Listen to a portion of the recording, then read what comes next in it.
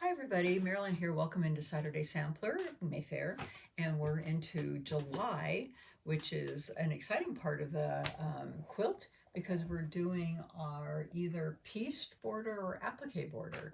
So this is a time that you have to actually make a decision whether you're going to do the applique border or piece border, or you can do a combination of the two like I've done.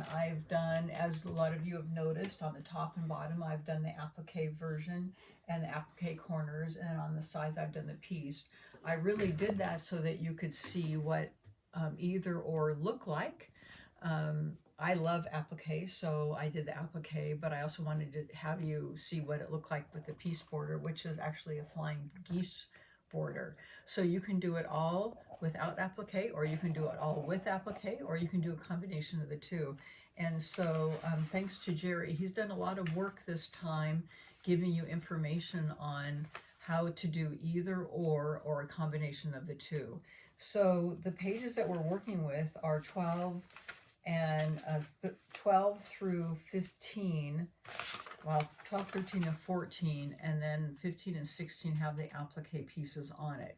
So first I'm going to be talking about just the piece border, and then I'm going to have a separate video on the applique and showing you how to do raw edge applique. Some of you have done it before, and some of you have not, so this will be your first entry into it, and I'll be giving you some detailed information on how to make that successful for you.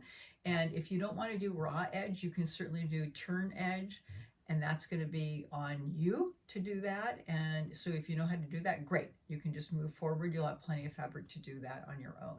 Okay, so first of all, we're going to be talking about the piece border. So here it is on your handout, and it's really nice and big so that you can see that.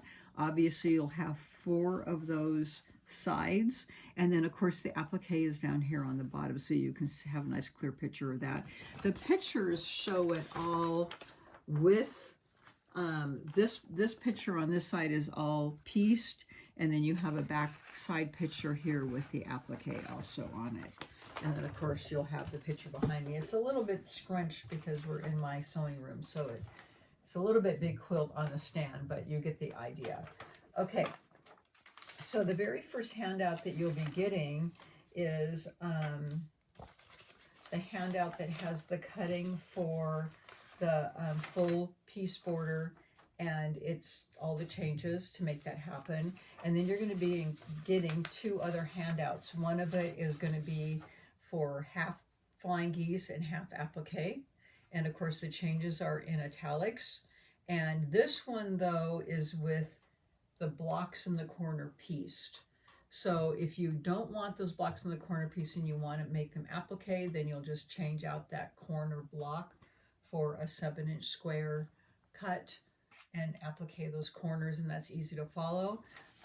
And then this one will be for a full applique border, and frankly there's no changes to the pattern, and I'll talk about that when I get to that, but we'll give you those 2 handouts so that you'll have those with you.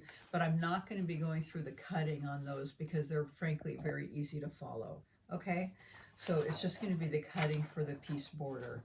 So you have all these fabrics. I think there's 9 of them, so almost all of them that are in the quilt.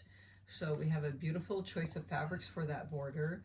And like I have said before, or maybe I guess if you were with me in person, these are all, maybe you haven't noticed this, but these are actually all flying geese. So they're an offset flying geese. They're flying geese with a little bit of block here. It's just a little bit hard to see, but it's kind of cool. And then we have this setting section here, and if you notice it, it's the exact same setting section as on the applique. So when I talk about that piecing, whether you're doing the piece flying geese section or the applique, this is the exact same piecing. So no matter what you're doing, pay attention to this section in this part of the video, okay, because that's exactly the same. The piecing's the same and the size is the same on all of that. And they are a mirror image, so you can kind of see that all the way around the block. And if you can't see that there, you can certainly see that here on your handout. So here's these sections here. all the way around as a mirror image. And you can see that here when I have it open, it's exactly the same on the applique version as on the piece version. And like I said, they're pieces, the same size, the same method, the same fabric. Whew, that makes it easy. Okay, so let's talk about cutting. So the first one is fabric 1, and you have a 27-inch width of fabric by, it's 27 inches by width of fabric. So you have a really big piece, and the cutting is pretty straightforward. You're going to cut 4 3 1/4 inch width of fabric strips, and you're going to cross cut 48 3 1/4 inch squares. You're going to get 12 from each strip, so you will end up with 48 3 1/4 inch squares, and those are for your flying geese.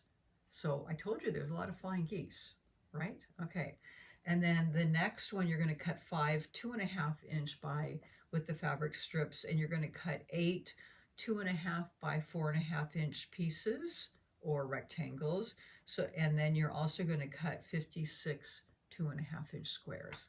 So that will take care of that fabric. The next is fabric 2. You have a 8-inch by width of fabric strip. You're going to cut 8 2.5 by 8-inch pieces, and from each piece you're going to cut down 1 2.5 by, you're going to cut it down to 7.5 inch for a total of 8. So basically you'll finish at 2.5 by 7.5 inch, and you're going to get 8 of them. The next is 2 2.5 by 8 inch. You're going to cut them down to 2.5 inch squares for a total of 4 2.5 inch squares.